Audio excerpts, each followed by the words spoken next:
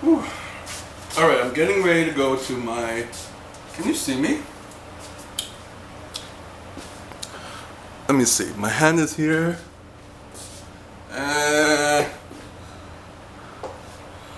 gonna raise it just a bit. Okay, I think you can see me. I'm going to my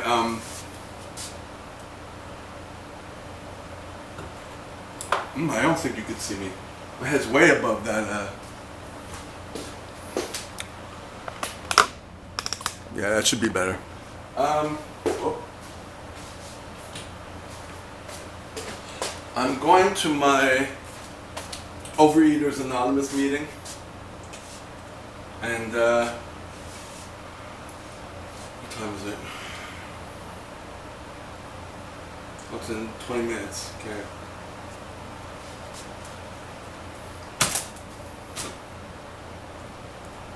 I guess I just got enough time to film this and drink my smoothie. I'm already bloated from food I had, but I don't want to be in the position where I'm there and then the time to get home and then I start getting hungry, so I'd rather go there bloated and full and digest the rest of the time. So I don't have to go and buy chocolate almonds.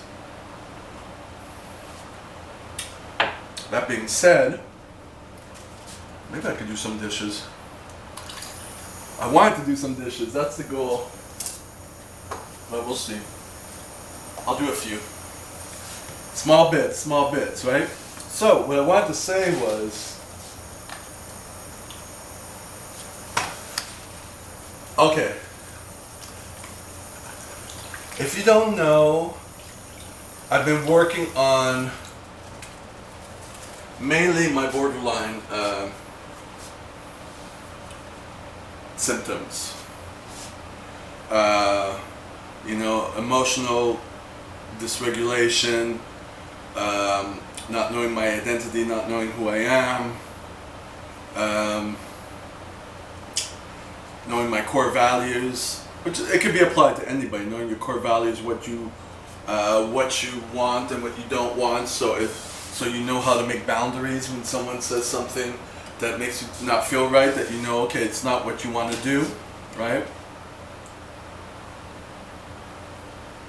And this one, impulse control. Apparently, a major thing with borderlines is that they lack impulse control. I think it might be in the worst case in terms of doing drugs and everything, right? Well, they don't have impulse control on emotions either because they feel it very quickly. I don't. It actually takes a day for it to come up when I process what happens, but that's another story. But impulse control. So,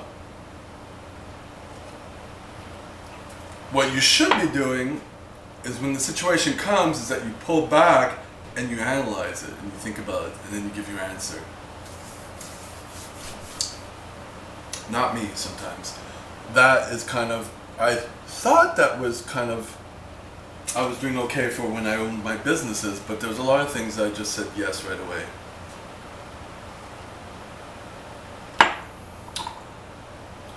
For many reasons. Afraid of being rejected, afraid of everything falling apart before getting the businesses, like in negotiations. Yada, yada, yada. This happened Friday, I believe. So you know, I also do massage therapy. There was this one guy who was hitting me up on the apps. I didn't know he was from LA. He just moved here to do his master's. Yeah. He had hit me up, and then no contact from me. He kind of ghosted. He came back to me the day before Friday, so Thursday, saying that he forgot to get back to me. Motherfucker, you from LA, we know that's not true, that's fake. You forgot.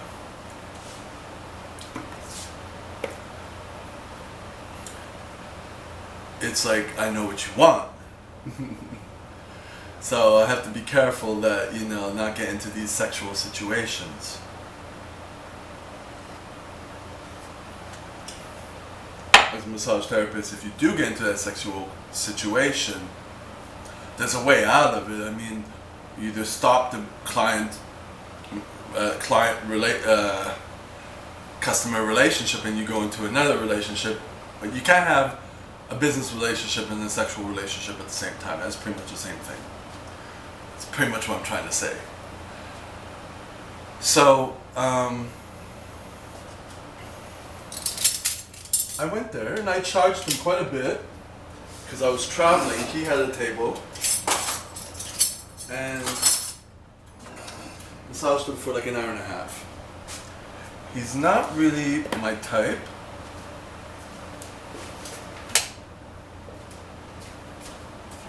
I need some light here to do the dishes, but I hope this doesn't put too much of a glare, a halo effect on me. So, it was all cool, you know, all professional.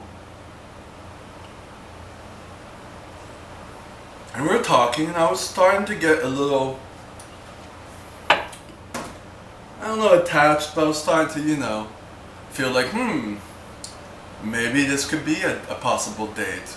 Who knows what was brought on to me. You know how borderlines get, right? So, nothing happened. And then he's like, well, you could stay a little longer, whatever. And I was staying, even though I was kind of leaving, but kind of staying, trying to see what was going to happen, because I was like, okay, not exactly my type, but if you're going to date someone, you know, what I'm learning is that you don't want to you want to have some margin of maneuverability, you know, to like, okay, he's possibly good for a date, you know, to see. Anyways, you know, maybe 15 minutes later, 20 minutes later, I was up to leave, and he gives me a hug. And then that hug turned into a kiss. Of course, I kind of initiated it. So, then from there, it took me 2 times, but from there I was like, okay, I gotta go. And that was the day before, oh no, it was Saturday, I think, because Sunday was my Buddhist meeting. Oh no, maybe it was 2 days later. I forget now, I have it written down. So, I don't know, he was you know, getting all shy, and he was saying something like, well, you've seen me all naked and all that stuff. I was like, we ended up with like, you know, give me a call, you know, let's do something. So in my head I was like, okay, if he gives me a call, whatever. Well, he didn't have my number, he has me on the app. You know, maybe we can go out for a date or something, but I didn't say anything. It just seemed like possibly he can go in that direction. So my phone died, but when I got home he said, thank you very much for the massage and the kiss. And, you know, I told him my phone died because I used it as a timer and wasn't plugged in. So the day after, I think, after the Buddhist meeting, I'm obviously not doing dishes. I'll have to put on some sunscreen. Take time to do that. Try to prioritize what I'm gonna do before I leave. So I told him about the meeting because I told him I was going to it. He seemed interested.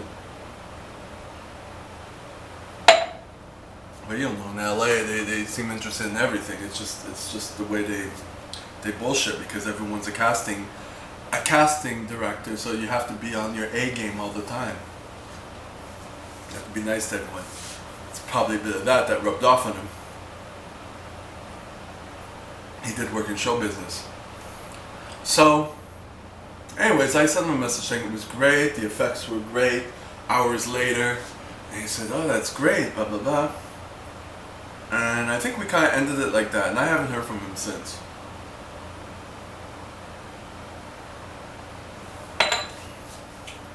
So,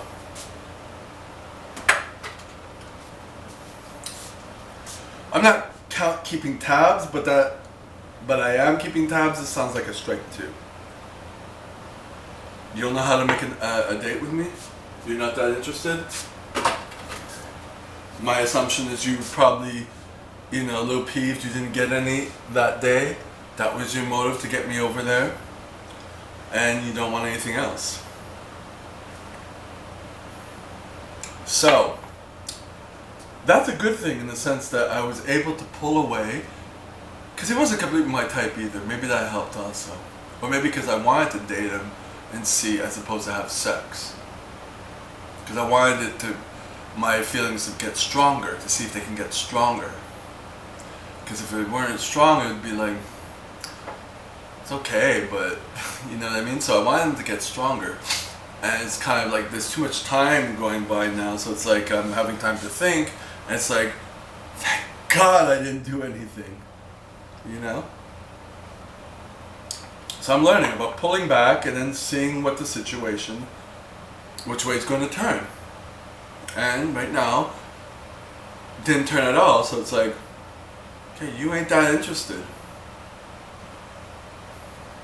And neither am I. So, have a good day.